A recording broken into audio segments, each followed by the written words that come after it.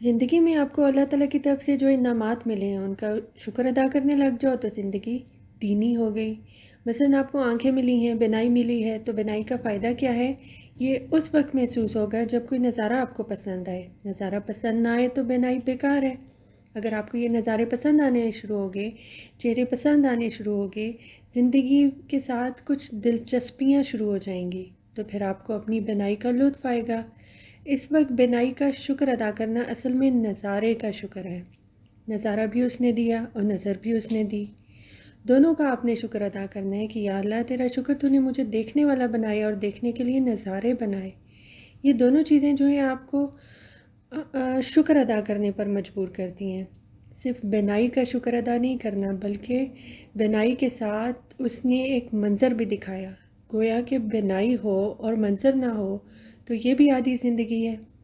بینائی بھی ہو، منظر بھی ہو اور شکر نہ ہو تو بھی یہ نامکمل ہے۔ کافر بینائی بھی رکھتے ہیں، نظارہ بھی رکھتے ہیں، لیکن شکر ادا نہیں کرتے، اس لیے وہاں پر وہ کافر ہیں۔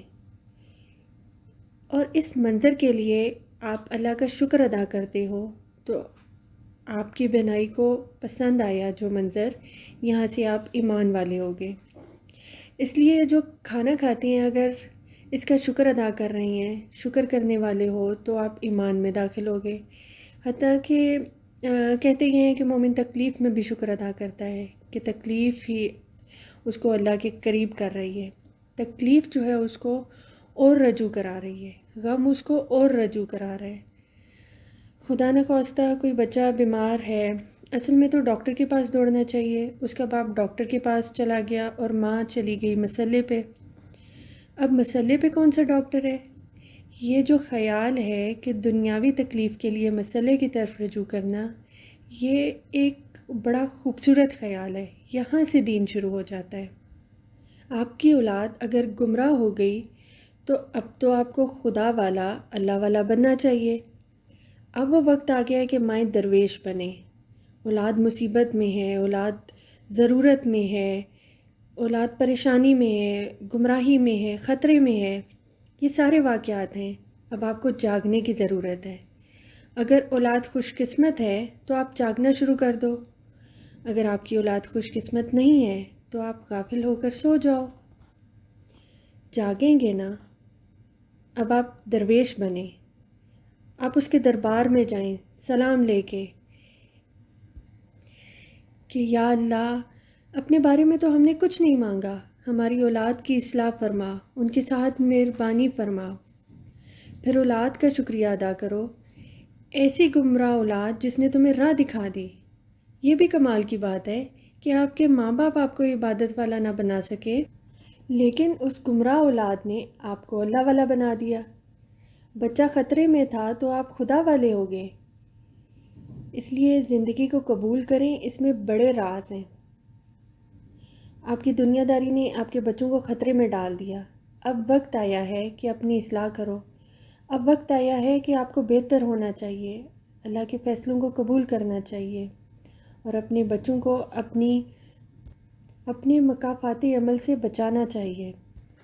ناپاکی کو چھپانا بھی پاکیزگی ہے، اس لیے اپنی ناپاکیوں کو اور ناپاک خواہشات اور ناپاک ارادوں کو چھپا دینا بھی پاکیزگی ہے، اس لیے اپنی برائیوں کا اظہار نہ کرنا بھی پاکیزگی ہے۔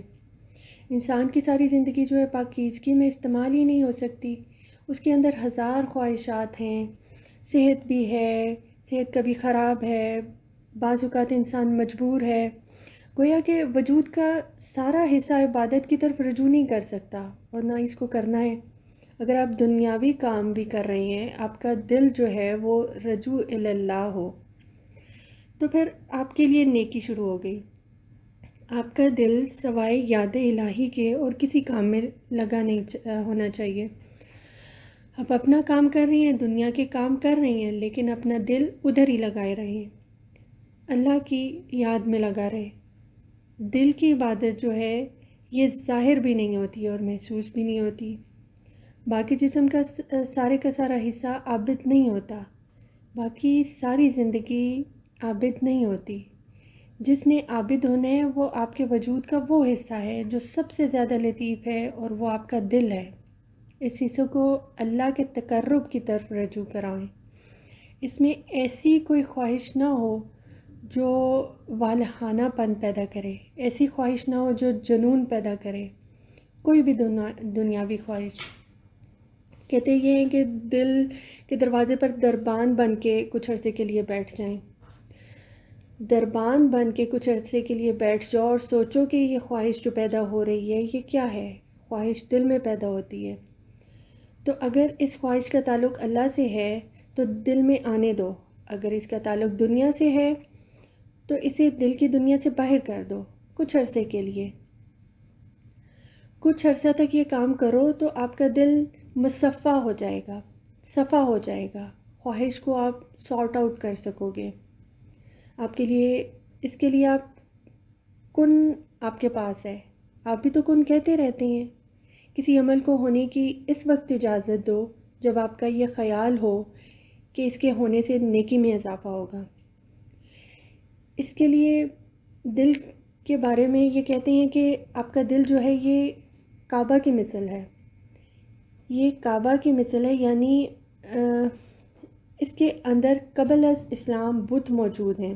قبل از اسلام کا زمانہ جو ہے، بت کا معنی ہے خواہشات، وہ خواہشات جن کا تعلق یہاں ٹھہرنے سے ہے، مثلا پاور، دولت۔ آپ سوچتے ہیں کہ یہاں تو لمبا عرصہ ٹھہرنا ہے، پتہ نہیں کب تک ٹھہرنا ہے، اس لیے سب کچھ جو ہے اپنے پاس بھر لو۔ ایک درویش کا واقعہ ہے کہ تہجد پڑھ رہا تھا، اسے کنسنٹریشن نہیں ہو رہی تھی، توجہ نہیں ہو رہی تھی، بڑا پریشان ہوا کہ آج لطف نہیں آ رہا، دوڑا بھاگا گھر گیا کہ کوئی چیز تو نہیں رہ گئی، دیکھا کہ روٹی کا تھوڑا سا ٹکڑا پڑا ہے، وہ جا کے تقسیم کر آیا، پھر آ کے تہجد ادا کی اور بہت لطف آیا۔ مقصد یہ ہے کہ جمع کرنے والا انسان جو ہے وہ عبادت کے لطف سے محروم رہتا ہے۔ اور مثل کعبہ، اس کے اندر اسلام سے قبل جو بت موجود ہیں، آپ کے دل میں اسلام ابھی داخل نہیں ہوا تو جو بت موجود ہیں وہ خواہشات ہیں۔ اگر آپ ان خواہشات کے بتوں کو ایک ایک کر کے نکالتے جاؤ تو یہ عین کعبہ ہے۔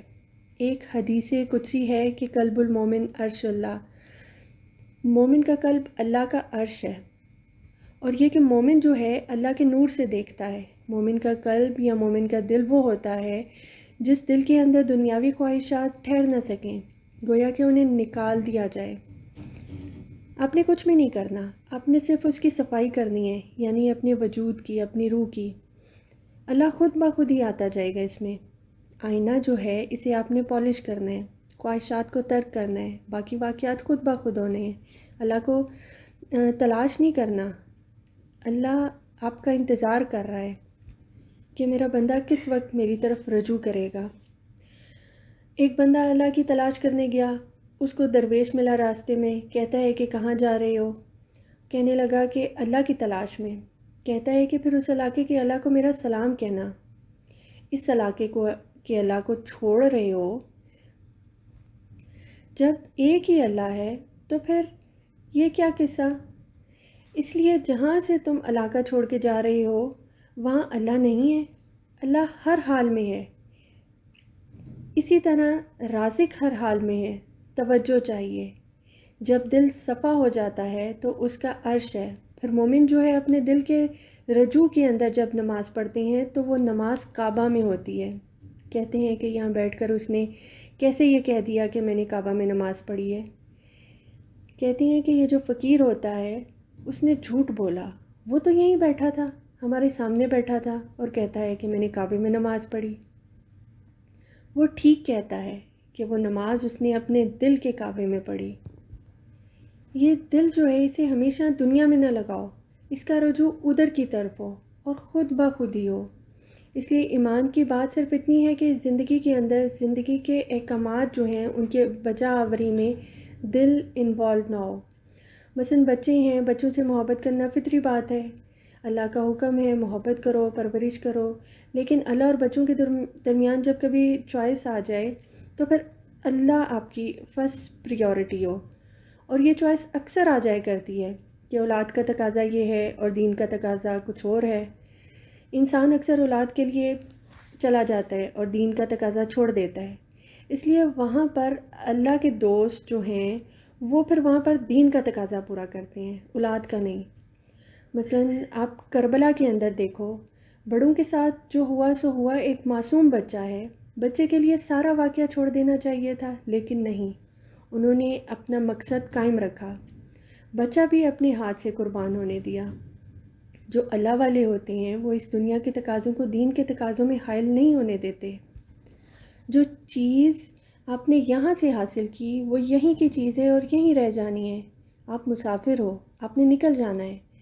نکل جانے والے نے ٹھہر جانے والے سے دوستی کیسے کر لی؟ تعجب تو یہ ہے کہ وہ نکل جانے والا تھا اور یہ ٹھہر جانے والا ہے، تو نے یہ کمبینیشن کیسے بنایا؟ بس اتنی سی بات سمجھ آ جانی چاہیے کہ دین شروع ہو جاتا ہے کہ نکل جانے والا کون ہے اور ٹھہر جانے والا کون ہے۔ روح نکل جانے والی ہے اور وجود ٹھہر جانے والی شے ہے۔ اپنے وجود کی محبت آپ میں نہیں ہونی چاہیے، آپ کے اندر روح کی محبت ہونی چاہیے۔ روح جو ہے یہ راج اللہ ہے، اس لیے دنیا کے اندر دنیا کے ساتھ محبت نہیں ہونی چاہیے، اپنی مسافرت سے محبت ہونی چاہیے، اور ہم مسافر ہیں۔ اللہ پاک ہمیں سفر میں آسانیاں عنایت فرمائے اور منزل مقصود تک پہنچائے، آمین یا رب العالمین۔